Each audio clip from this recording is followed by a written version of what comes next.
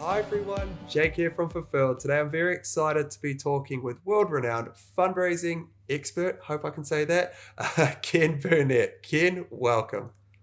Thank you, Jake. It's a great pleasure to be here. Thank you for inviting me. No, it's an honor to have you, and I've actually got to know you 15 minutes to the lead up on this, and it's been very interesting. So we're in store for something special, but tell us about the beginning of your fundraising journey. What were some key lessons you learned in those early years? Yeah, okay. I think, Jake, that I was very lucky in that I was recruited to a very small startup charity, but it was part of a much bigger family in fact, actually, the guy who recruited me was the founder of Oxfam, the businessman who was behind Oxfam. And he wanted to start he wanted to start a new charity for young people, and his rather eccentric idea was to recruit young people to run it. So I was joint chief executive in my first charity role at the fine old age of 26 years old. So kind of weird, really. But I was lucky, and I worked with a couple of people who were the architects of Oxfam. So the guy who was a huge influence to me was Harold Sumption, who was the founder of the International Fundraising Congress in Holland. And he was coming towards the end of his career, took me under his wing. There was another chap who was the former director of Oxfam called Sir Leslie Kirkley, and an American called Roland Hodson, who he was my co-chief executive. And we had a great deal of freedom to innovate. It was, you'll guess by the long hair and I'm in lockdown, obviously, and I've kind of become a bit like a refugee from Treasure Island. But we were lucky because, this was 1977, so 43 years ago. And there wasn't much competition. There was no Institute of Fundraising. There was no seminars. There were no good books on fundraising. But we had a great deal of ambition, and we had the chance to experiment. And so the key lesson I think that I got right at the beginning of fundraising was that you need to give fundraisers kind of the space and opportunity to do their work. You need to enable them to take risks and to and also the big thing in fundraising, you need to invest properly in doing the job properly so that you can test what works and you can make mistakes and learn and move forward. So I think that was it was a great place to start in fundraising. I do feel I've been lucky, but I've also learned that the harder you work, the luckier you get. I think one of the things that I quickly picked up on was that you have to give fundraisers the chance to immerse themselves in the work that your charity, your cause does, so that they can develop their own inspirational stories. And you need to do that also with your trustee board. So you need to take your trustee board with you so that they know what's involved in great fundraising. And I find, well, I know I'm sure we'll come and talk about boards later, but one of the great things that I learned quite early on, I'm a big fan of David Ogilvy, who's one of the leading advertising gurus in history. He said, if you think education is expensive, try ignorance. And I find in the fundraising, not-for-profit, voluntary sector, that there's way too much ignorance, that people don't do their homework, that they have not had to go through any process whereby, if somebody comes in to install your internet or fix your telephone or service your fridge or whatever, these guys, they need to know what they're doing. You don't have that in fundraising. And I fear that we're moving, it's much, much better than it was, and there's much more sources of information available. But the thing that I think gave me a head start in my career was I just loved it, and I was so hungry to learn how to do it better. And I found that I was in an organization that created the space that I could do better. So the charity that I worked with grew very quickly, and that didn't do me any harm at all. So I hope that that's really probably enough about the beginning. If we go back to 1743, when I was a young fundraiser, I can talk for hours on that. Great answer. Great way to start. And you mentioned briefly about, you learnt from certain mistakes in the past. And what stands out as one of your greatest learnings from a specific mistake that you made in the past? I've certainly had as many mistakes as I've had successes. And I think you have to be prepared. If you're not prepared to fail, then you're not trying hard enough. And so actually, I was talking with somebody in a not-for-profit organization, quite a large one, recently, and they said, "Oh, we tried that and it didn't work, so we're never going to work with those guys again." And I thought, how crazy that is, because if you're not testing and trying things and learning and moving on, I think in the commercial world, 9 new products will fail before you find the one that really runs. And if we have that attitude in our sector, then I don't think we'll get very, very far. But I mean, I made a lot of very foolish mistakes in my early years, and I also I remember visiting a couple of donors in the south of England, 2 brilliant elderly ladies who gave quite substantial sums of money. But because we were doing so well with press advertising and loose inserts, and then we started using direct mail effectively, and I failed to develop major giving in ActionAid. And again, I think other organizations moved ahead of me in that particular area, but we were so effective with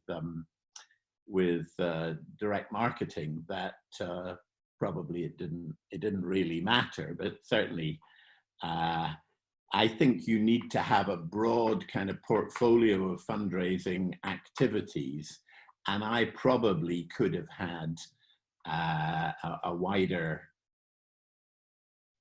repertoire of fundraising methods, but what we did do was we refined certain, and we were always testing, and we were always reinvesting, and we were highly entrepreneurial.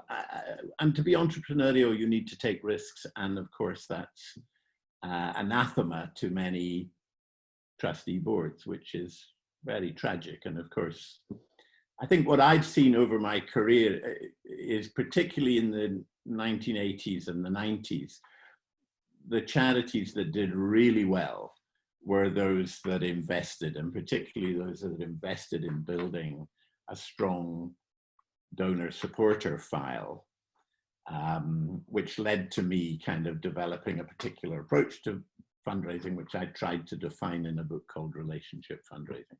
Yes, no, he's done a lot of great work in the profession, and relationship fundraising is a great read. So for any fundraisers who haven't yet picked it up, start there and encourage your team to read it. So yeah, thanks. I think we have a few copies left. So yeah.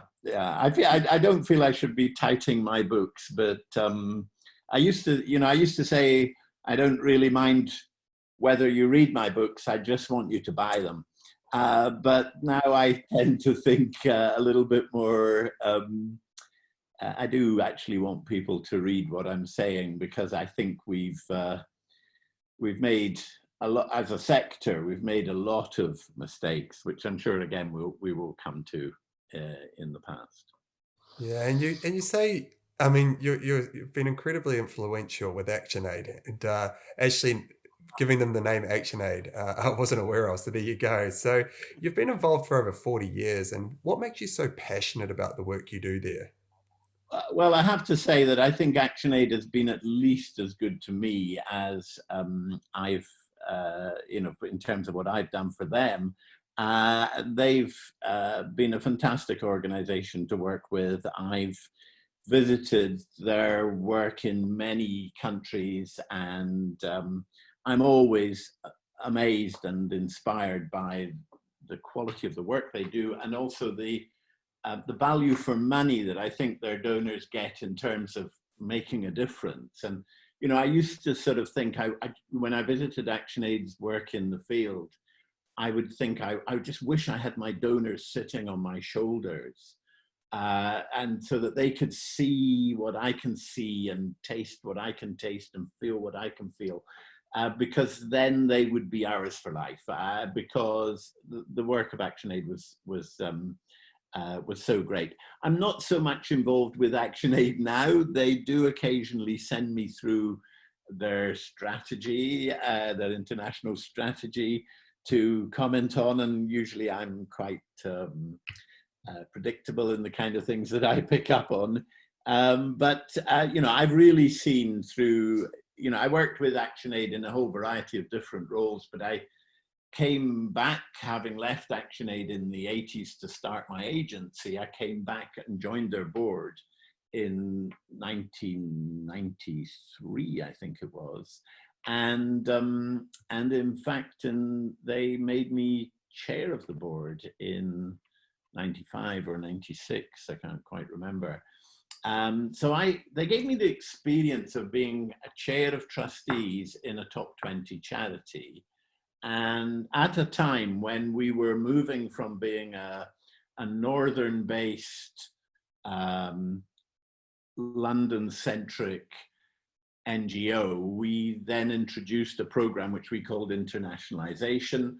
This was all down to our first chief executive, recruited from one of our program countries, was a guy called Salil Shetty.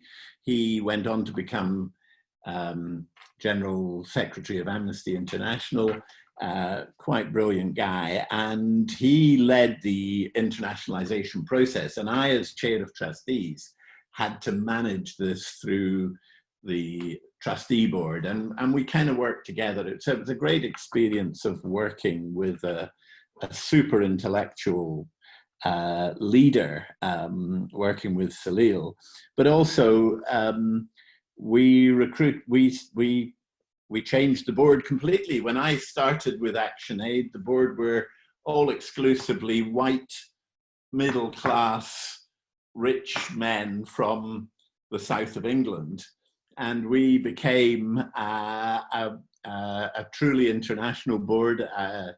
We had a tiny budget for the trustees, and I changed that and started getting people from Brazil, people from Guatemala, Malawi, Uganda, all over the world, Thailand.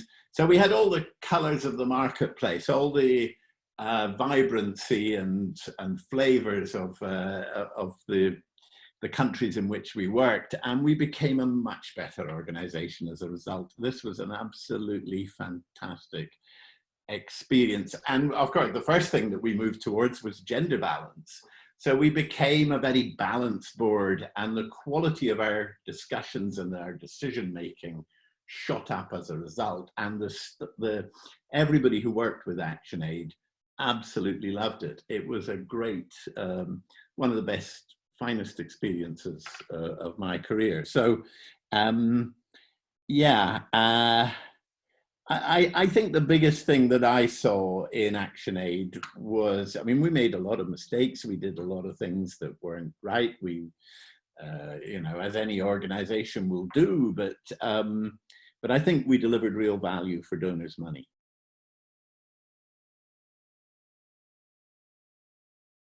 But I did want to talk a bit about diversity. I started in fundraising in 1977. This is a picture of me on my first day. I've hardly changed at all, I know you will think.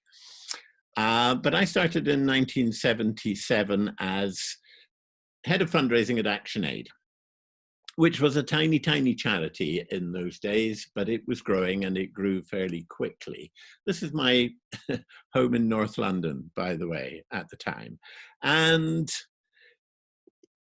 ActionAid's first international meeting was held 5 years later in 1982. There were, at that time, 11 directors in the organization, 3 of which were responsible for what happened in the UK, and there were 8 others who were heading up programs in different parts of the world, like India, Kenya, Burundi, and so on. And the meeting was held at my house in the north of London. There were 11 participants, and we were all British, and we were all men, and we were all white men. And we were actually all rather privileged white men from fairly well-to-do backgrounds. And for the first time, we sat in the same room and we could look around the table and see each other. We'd never had a formal meeting before. And so we decided at that meeting that something had to change, and change it did. And I'm telling the story because I think it illustrates that if you set your minds to it, we can change all of these things. So it's up to us. We are now not going to tolerate lack of diversity, discrimination, lack of fairness, lack of opportunity. We are going to make our sector an example for every other business activity. Now, I was lucky enough many years after I'd left ActionAid to return as a trustee and then to be elected as chair of trustees in 1998.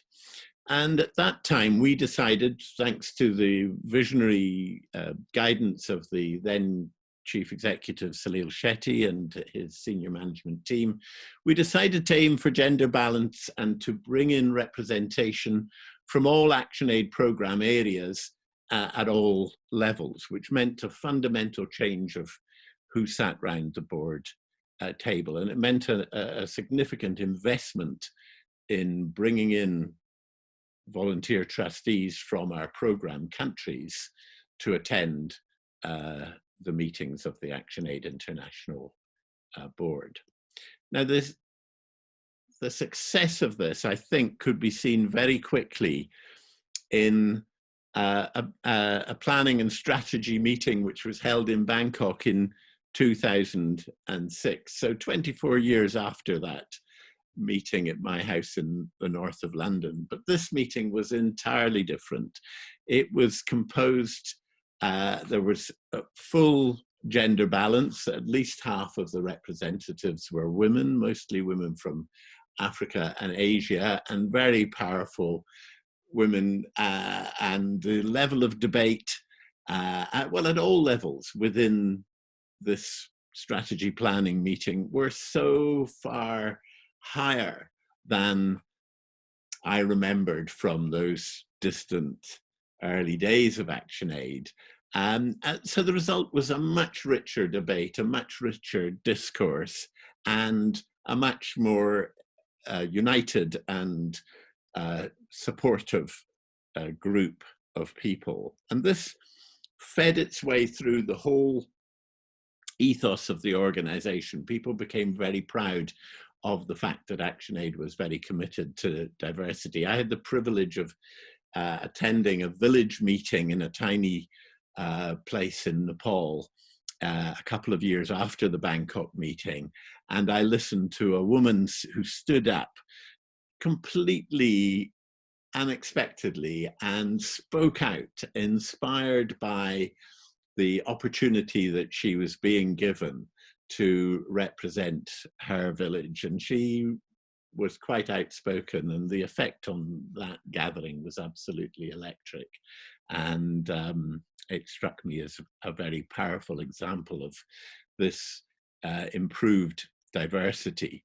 Before long, we had trustees from India, Brazil, Thailand, Malawi, Uganda, Guatemala, and Zimbabwe, and other countries too, who would sit round the ActionAid table, and we held our meetings in the countries, which was often much the cheaper way to go about these things. But what was so different was we then had a board which represented all the colors and flavors and sights and sounds and smells of the street market. We were a very diverse board, and the quality of our decisions was vastly improved as a result.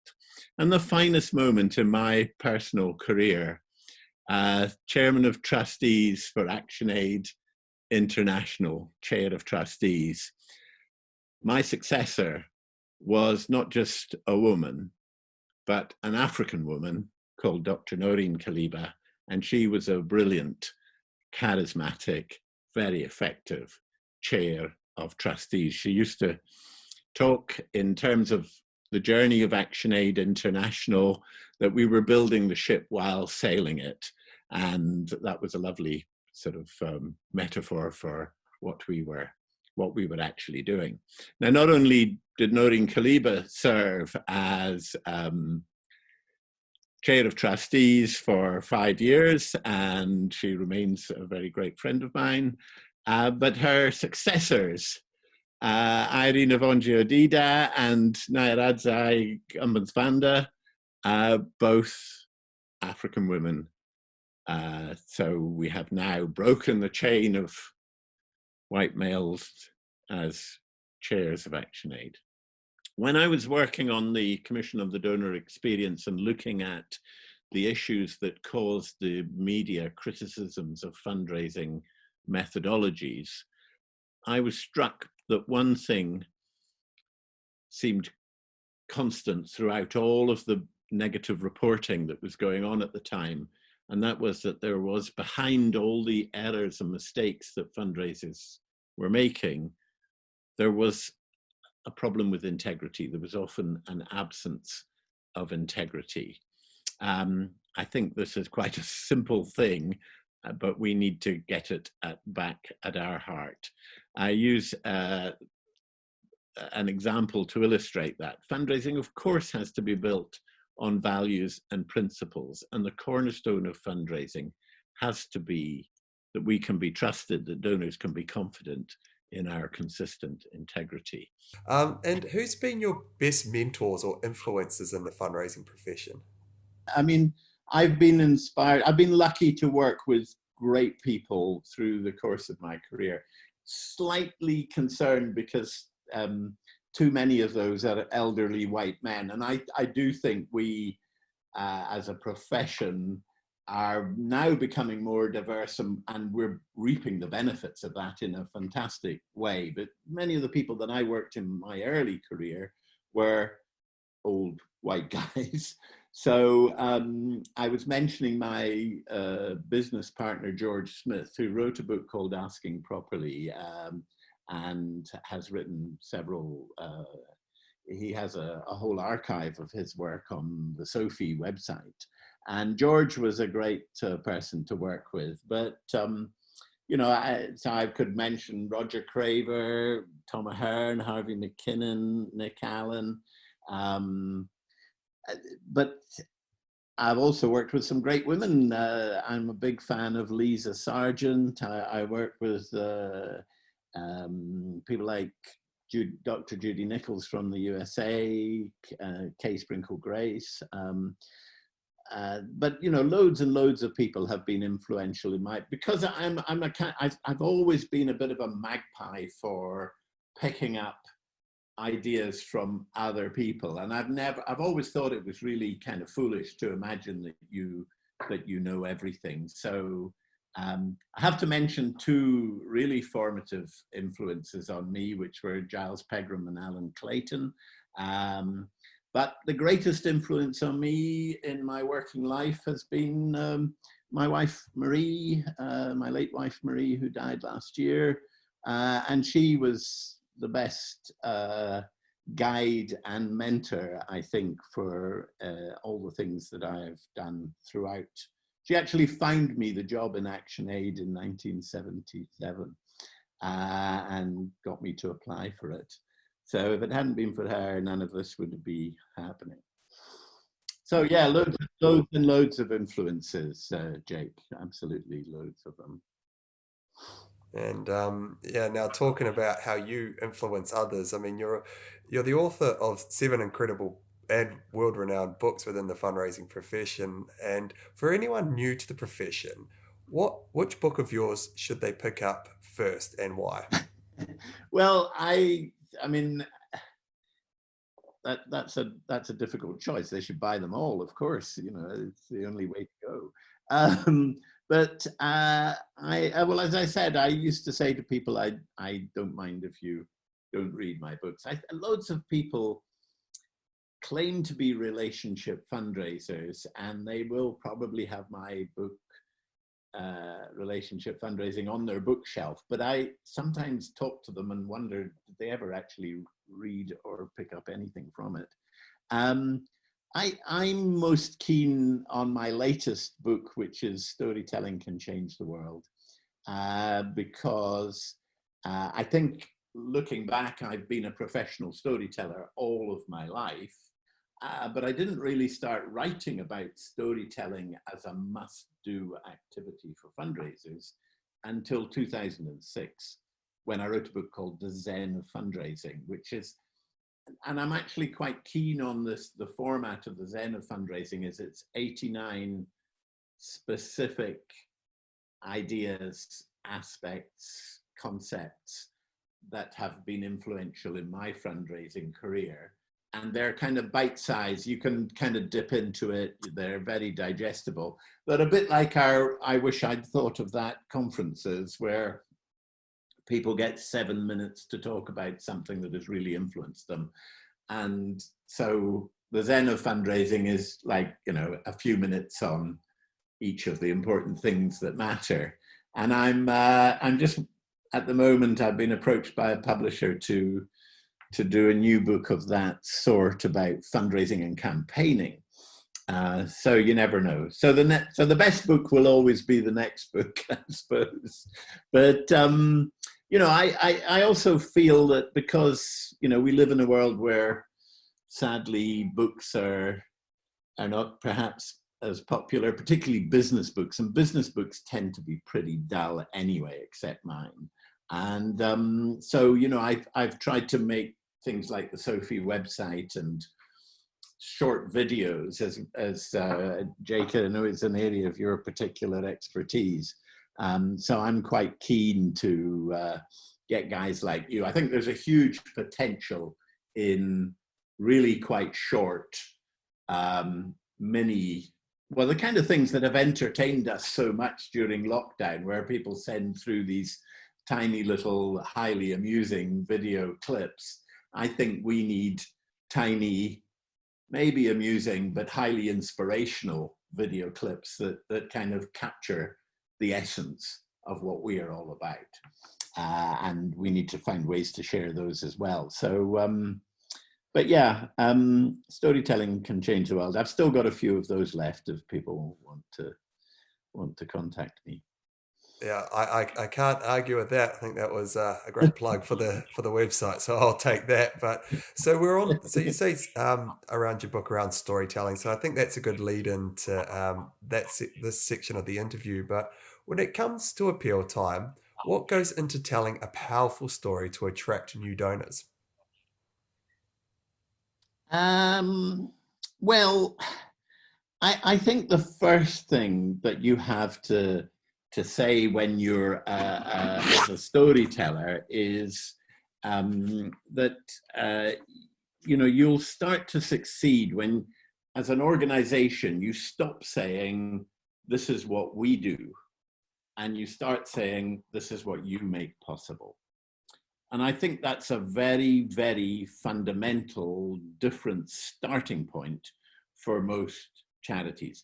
And to really see this at its worst is to look at a selection of charity annual reports where you get these organizations talking about how great they are.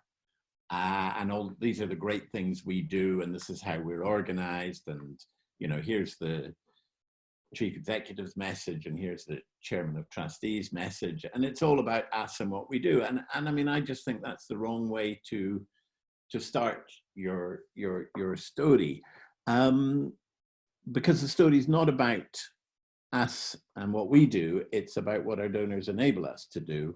And that's a different starting point for the story. So I think if you're storytelling, I mean, there's as many ways of telling stories as there are people to tell them to. But you need to be real. You need to be you. You don't want to be copying the kind of gurus, the Tom Aherns or the Lisa Sargents or the Alan Claytons. You need to learn to be you. It has to be real. And I believe everyone can tell a gripping story with power and passion that will move people to action, but it has to be real. So my view is our business is the truth told well. And, you know, I quote frequently the book Le Petit Prince by Antoine de Saint-Exupéry, which looks like a children's story, but it isn't really. But in Le Petit Prince, he says that if you want people to build a ship, don't give them hammers and nails and wood and the means to construct it. He says, what you need to do is to teach them to long for the endless immensity of the sea. And that's how you get people to build a ship. You teach them to long for the endless immensity of the sea. And so I think, you know, for us, we need to tell stories instinctively, but in the most inspirational way. And I think if you, first of all, you've got to really understand your work. So you have to visit the work. When you do, stories kind of leap out at you. You know, I mean, I traveled extensively in Africa and Asia and Latin America, and you know, just it's the same excitement that you get when you visit these countries and you see the way people live, and the storytellers, they kind of just leap out at you. But I think we need to have the right attitude to our storytelling. It has to be the truth told well. And who should be the storyteller? Should the story be told even from the content writer's perspective if they're being to the field, or does it need to come through the CEO? I really don't think it should be the CEO, because there's so often when the CEO writes to you, it sounds like some stuffed shirt or suit or twin set and pearls, you know, somebody who's had the story put in front of them. It's not their story. And so they're not going to tell it with the same passion as, you know, it should be real. So if you've got somebody who's visited your project, get them to tell the story. But you, the fundraiser, you know, your job is to find yourself one-to-one talking to donors. And whether you're writing a direct mail appeal that will go to 100,000 people, or you're preparing a TV commercial that will go to several millions, or whether you're talking about stopping somebody in the street and talking to them one-to-one, or picking up the telephone and talking to them, you have to be a storyteller. And if you're not a storyteller, you will not be a great fundraiser. So you need to tell the stories, and everybody can tell stories. It's not that there's no, I would rather have a sincere story not told so well than somebody who's slick and smart. And when I was working in America, I saw so many people who could stand up and they were so accomplished, and they, you know, were slick, and they used auto cues, and they strode from one end of the stage to the other. And I just thought, you know, this is phony. This is not real. And I think donors see through that. So, you know, it's really, the story has to come from the heart. And that's why we, you know, I've been banging on about emotional storytelling, and the use and misuse of emotion was my project for the Commission on the Donor Experience. And I think there are something like 40 different contributions to that project, and they're all on SOFII. And yeah, I learned such a lot in the process of putting that together. But I still think I'm in the foothills of exploring the subject of emotional fundraising. And And it's something that we have to do carefully, because it's very easy to abuse our donors by misusing the power of emotion. And emotion will always win over reason. I mean, giving is not a reasonable thing to do. Giving somebody part of your money who you don't know, that's an entirely illogical thing to do. So it has to have emotional content, and we really need to be masters of emotion, and we need to have integrity so that we can master emotions effectively, but also impeccably. We can't allow ourselves to be seen to be manipulating our donors. We have to do it with absolute integrity and absolute sincerity. So, you know, these things, I think, are all key parts. But everyone can tell a gripping story. We need to get much better at it, because so much of what you see from charities, we produce 30-page reports that you lose the will to live on halfway down page 3. You know, that's the wrong. We're great at information, Jake. People put out information, and information is not the same as communication. We produce shed loads of information and people just ignore it. It doesn't get through, or it doesn't stick. Communication, information is giving out, communication is getting through. There's a fundamental difference between the two. You mentioned like some organizations are doing it better than others. Is there an example of an organization that you could say is doing great storytelling? Yeah, I think lots are actually. I mean, the organizations, well, probably the organizations that I think do this very well. One is, we've just been covering on SOFII because of their response to the COVID-19 emergency, is an organization called the Bhopal Medical Appeal, which was founded in India after the Bhopal disaster, where poisonous gas spilled out in the city of Bhopal and killed tens of thousands of people. And they've just been running ads in the British press explaining that their health systems set up 25 years ago in India are actually a potential solution. They've actually had no cases of COVID within their communities because they already have a system of protection and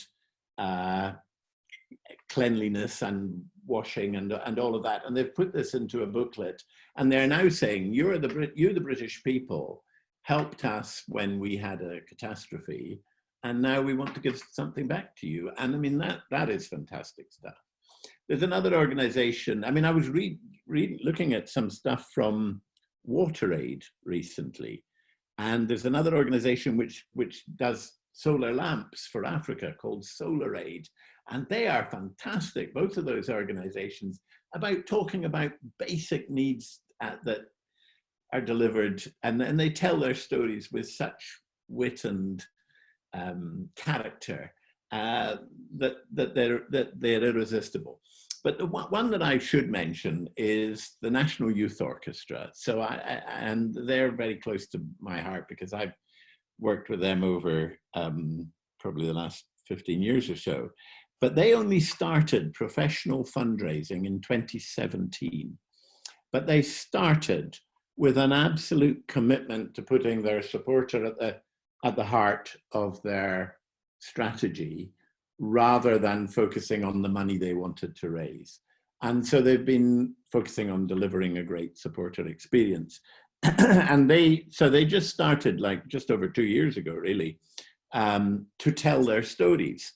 And what they've got, of course, is wonderful classical music, world-class performances from people under the age of 18, but over the age of 14, who are playing their heart out, who have a very brief window of time in which they can be on a world stage, playing at the proms at the Royal Albert Hall or wherever it might be, They are considered to be the best orchestra for young people in the world. And they are just fantastic in how they inspire their supporters, who are almost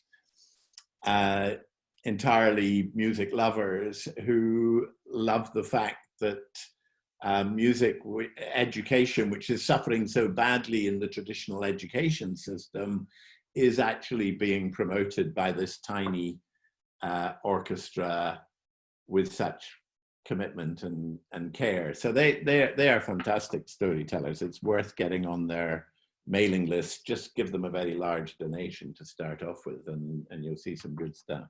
Yeah, there's some great references that fundraisers can use in there. So on the flip side of what you were saying before about, manipulating donors through their storytelling, and, it goes back to 2015 after the big media crisis broke out in the UK over the inappropriate fundraising practices. And you created the 6 Ps, which is a blueprint for transforming fundraising as part of your work that you did for the Commission on the Donor Experience. But can you give us an overview of the 6 Ps and why it's important in today's fundraising profession?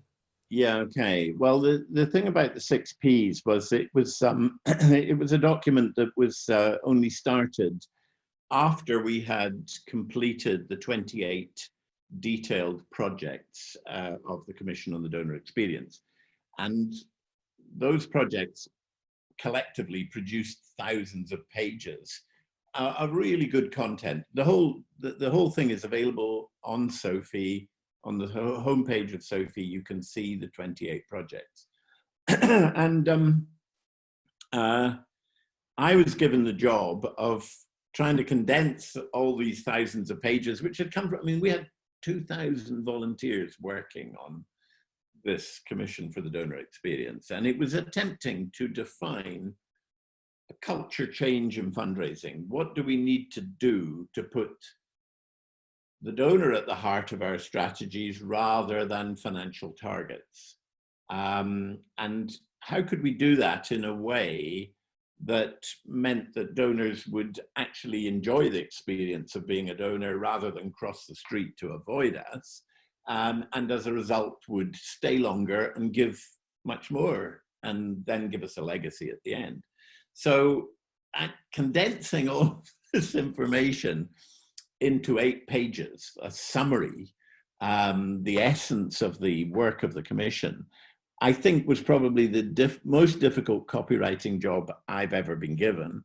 And so I would like people to read the 6Ps document, which is also available free from SOFII.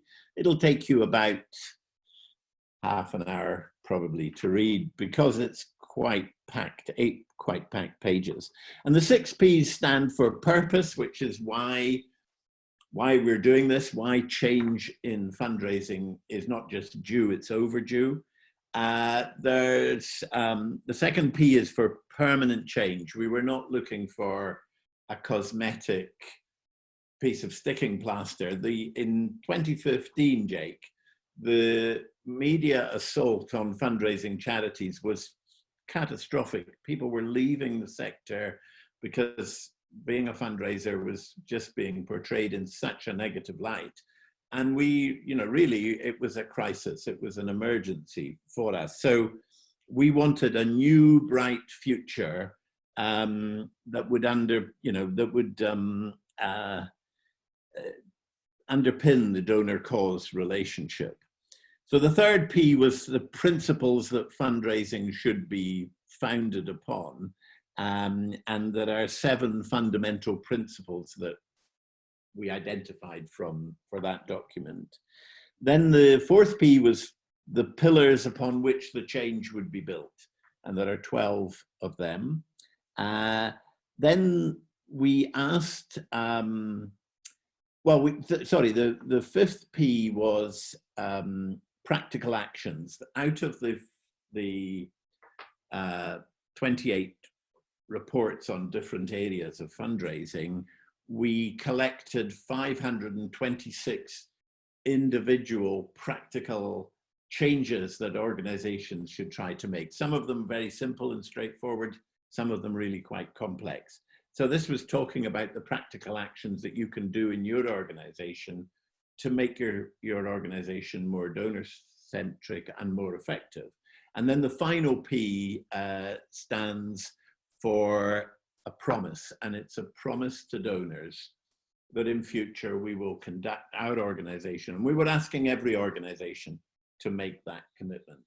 And to be honest with you, I'm not sure how many have, but those that have, I think, will find that their donor, these are the ones that have been enjoying terrific fundraising successes during the fundraising, the coronavirus pandemic, which has been actually an object lesson in the difference between fundraisers who have really looked at what's involved in fundraising nowadays and are putting into practice what I call the new era of responsible fundraising, and those that are still wandering around without any real clear understanding of what's going on in fundraising.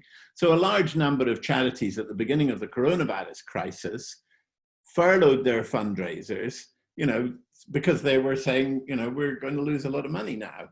And of course, you're going to lose a lot of money if you haven't got your fundraisers working. So, that's a no-brainer.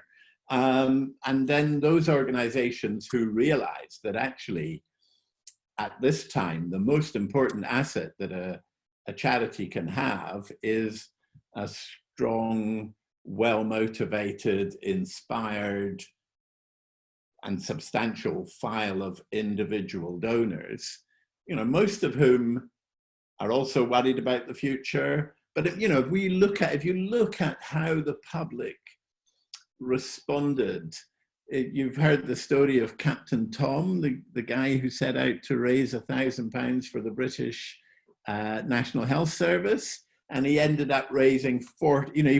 He's 99 years old, and he wanted to do a walk for his 100th birthday, and he raised over £40 million from nearly 2 million new donors who had been so inspired despite coronavirus. Maybe because of coronavirus, they were inspired by a hero. The donating public loves a hero, and they gave freely because people give to need. Of course they give to need, but they also need to give.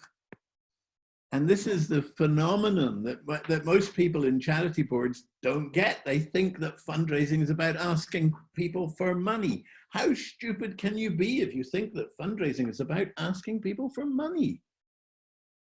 That's the last thing you do. Do you find that this is generally the advice that you give to fundraising teams to improve their relationships with donors?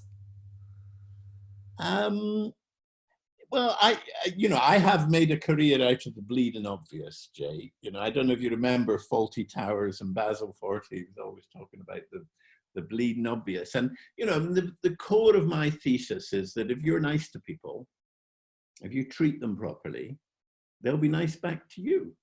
I mean, it's really simple. It's childish. But I get invited to your part of the world to lecture to fundraisers on just that simple philosophy. So sorry, remind me of your question. You were asking about relationship fundraising and how people build relationships. I mean, building relationships is, you don't need me, but people like me to tell you how to build relationships, because that's as natural and as human and as ancient as time itself. But people do need to be told that if you start by asking for money, you won't get it and you won't actually deserve it, because fundraising is about work that needs doing. It's about making a difference. It's one person talking to another person about something they both care about. And that one person is saying, look, together we can do something and it will be worth doing. And people get they get an incredible kick out of being a donor. Being a donor is good for you. You'll live longer, you'll be healthier, your marriage will be better. Why can't we sell this to people? why can't we sell this, people? Because we start by doorstepping them and asking them for money and making them feel uncomfortable and making them feel they've got to cross the road to avoid us. Silly. Yeah, I'm getting a bit old and cranky, Jake. You know, I've been beating this drum for decades, and I sometimes wonder. You know, my mother used to say to me, "When are you going to get a proper job?" And I never did, really. I have to say, you know, I do think actually one thing that's come through with the coronavirus crisis is that I do think that the supporter experience argument is now front and center, and people like the Institute of Fundraising in the UK have picked up on that. And you know, I was in Australia just recently, just before lockdown, and you know, everybody we were all talking from the same hymn sheet. And New Zealand too, I actually even went to New Zealand and spoke to New Zealand fundraisers, Jake, you'll be very proud of me.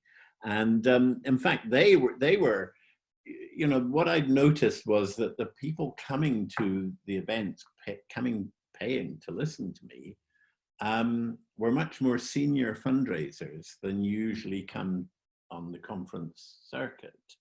And they were much more, there were communications and fundraising people together. I can never understand why organizations have one department for fundraising and one department for communications. That is insane, because fundraising is simply communication. And if you have people communicating with your donors who don't understand fundraising, you're well, I'll try to be polite, you're doing something seriously wrong. And I've been involved in an organization that had that exact same problem. So why is this a problem? Why are they separate? Is it problems at the executive level implementing these false Yeah, assumptions? it's about organization. It's the way organizations are. It's like the way boards are. You know, there's a certain dynamic that is kind of self-perpetuating, and so people, you know, I'm the director of communications. That's my turf. You know, don't you dare step on my turf. So I'm going to do the newsletter, and you just send it out to your donors. And you think, you know, where's the chief executive? You should be saying, in the name of sanity, that's the wrong way to go about producing something that will get through, rather than will just be a piece of information that people open, look at, and forget. Yeah, and where do you most commonly see when fundraising managers or leaders need to upskill? Yeah, you know, people want to rush into the bright, shiny things, whereas actually we need to spend a lot more time on the fundamentals, the essential foundations of what fundraising really is all about. And if I were a fundraising leader today, I would not allow any of my fundraising colleagues to progress until they had mastered the basics of their craft. And I think that's one area. I do think, you know, we all spend a lot of time at conferences and networking and things like that, but I'm not sure whether everybody is learning or whether they're more socializing sometimes at these events. Not that I'm against socializing. I love socializing, but I do sometimes think that people, you know, need to be more clear about. Essentially, it's a leadership thing.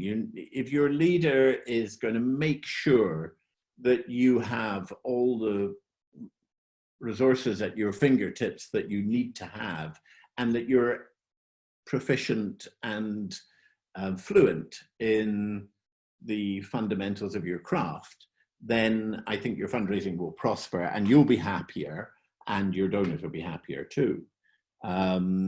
So yeah, I still think there's quite a lot to do. One of the big things that people have to do is to perfect what my friend and colleague Giles Pegram used to call the 90-degree shift, and that was seeing things through, it's donor's shoes, putting yourself, this sounds rather uncomfortable to do, putting yourself in your donor's shoes, seeing things through the donor's eyes. But if you can make that shift in perspective, it will improve your communications, your storytelling, because, well, as Robert Burns, the great Scottish poet, used to say, "Or would some power the gift gie us to see ourselves as others see us, it would from many a blunder free us and foolish notion." Because we need to step outside ourselves and get rid of organization speak. My goodness. I mean, I've worked in the international development field for ages, and they produce these endlessly turgid documents that even their mothers wouldn't read. And they start each document, which runs on for 40 pages or whatever, with a list of acronyms so that you can understand all of the jargon and gobbledygook that's coming your way. And, we just need to get outside this. And if we can't see that, we're failing to make that 90-degree shift and see things through our public's eyes. If we were in a commercial sales organization, the customer is always right. And have you ever experienced or seen a board or executive team being a blockage to doing great fundraising? And how did you overcome this? Right. Well, sorry, that's a great question. I mean, that's what boards do by definition. I've sat on many boards. I've worked with loads of boards because I ran an agency which was the first agency to specialize in the not-for-profit sector in Europe. And I ran that agency for 20 years. And we worked for hundreds of clients, and so often the board was a barrier. And I think there are two things that you hear at fundraising at international conferences where people will say, "That's a great idea, but it'll never work in my country because we're different," which is almost always wrong.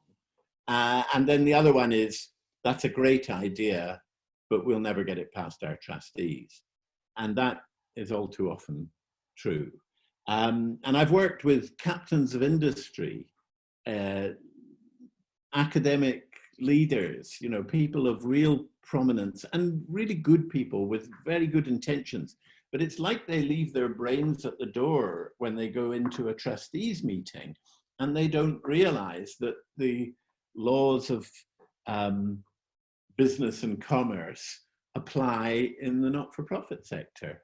And, and we can't accept that. We have to make sure that our boards understand the dynamic that has happened in fundraising, the changes that have happened in fundraising, this thing that I've talked about, which I call the new era of responsible fundraising, which is actually a phrase I've pinched from someone else.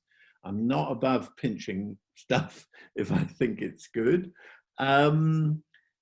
We need to make sure that our boards fully get these things. And once they do, then they show why they're captains of industry, why they're business leaders or academic stars, superstars.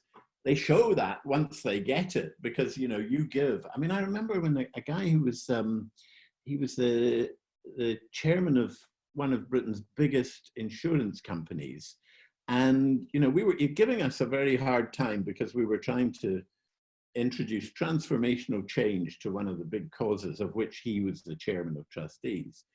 And he didn't get it at all. And then suddenly, he spent enough time. And this is the thing, people kind of come to trustee boards and they think that by definition, they must know it all and that it has to be easy if a charity does it. And so they don't need to do their homework. So this guy did it. And from then on, he awoke, and the next day he awoke with a new vision and he led that charity into transformational change, and it was hugely effective. So you know, you have to work at this, Jake. It's not easy, but and it breaks the heart of so many good fundraisers. It is tragic, which is why I actually advocate that fundraisers make a deliberate decision to join a charity board and see what it's like to be a charity board, and don't let the rest of the board think, oh, you're the guy who will handle fundraising, because everybody on the board needs to be involved in fundraising. It's not a responsibility that you can shuffle off to a subcommittee. I always would cancel fundraising subcommittees. I think everybody on the board needs to be involved in fundraising. That's a really great way of putting it. And speaking of being on the trustee, you're also the founder and managing trustee of SOFII, Oh yeah, the showcase of the showcase of fundraising innovation and inspiration, the website. So, what gave you the idea to start this, and how did you go about creating it? Okay, well, Marie and I were actually on our way to Australia. We were leaving from Paddington on the Heathrow Express. I remember it because it was just one of those transformational things. And I was talking to Marie about the fact that, in my experience, I so often see people reinventing the wheel without realizing that they're doing it. And I had been working with an organization called BookAid, and this story is told on SOFII, so I won't go into it, but basically they got into financial difficulty. They were about to lay off all of their staff, or a large part of their staff, and I suggested that they should start a major donor, a regular donor proposition, which was called the Reverse Book Club. And 5 years later, cut long story short, the director of BookAid took me out to lunch, and he said the Reverse Book Club has saved BookAid, and we're actually getting more money. Their government funding had been cut, and in fact, in the 5 years, they built it up to more than replace that government funding. And he said, you know, so that's why I'm buying you lunch. And I said, well, it's very nice that you're buying me lunch, but actually, it's nice that you think that was my idea, but it wasn't my idea. I borrowed the idea from, as it happens, the American Bible Society, who'd run a scheme in China that I just happened to know about because I know about these things. And I was saying to Marie, you know, what we need is somewhere like a museum of fundraising that collects all of the best campaigns from all over the world, so that people can look at them and learn from them and share successes. And that's how the SOFII idea was born. And it was, by the time we'd got from Paddington to Heathrow, we had a basic shape of it.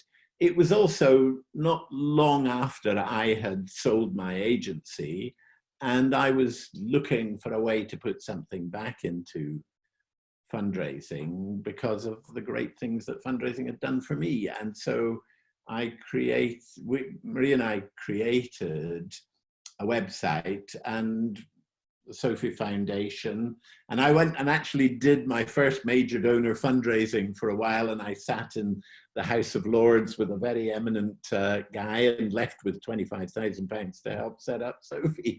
And I was kind of, you know, it was great. I was starting a small charity of my own. And now SOFII is, I mean, SOFII lives on a shoestring and depends on volunteers and all sorts of things, but it's become fairly well established, and it's had very useful spin-offs, like I wish I'd thought of that, and I'm quite pleased that it's doing useful stuff. And I hope, you know, it's all there, it's free, it's 24/7, and some people make great use of it, but probably more people don't, and that's a pity. So, you know, this constant, if you think education is expensive, try ignorance, and here we've made education as inexpensive as we possibly could.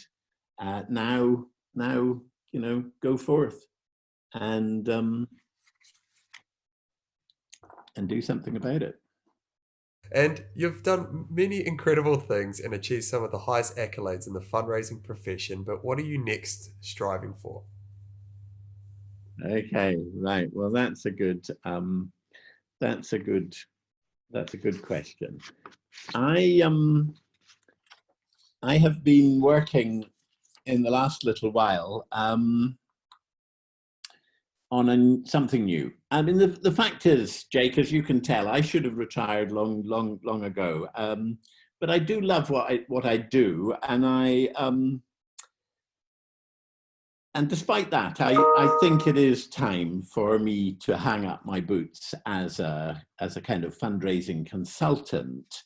So in my local village in Suffolk, we have created the best little local amateur dramatics production company in all of England, I'm sure. And I've actually written and directed and appeared in 3 plays now, to packed houses and rave reviews, and there's another in the pipeline which we hope to put on, if COVID permitting, we hope to put on at Christmas time, and it's going to be a play for children. And so one of the 3 plays that I have done already was a play for children, and I absolutely loved it because the children produced such a chaotically exuberant response to what we were doing.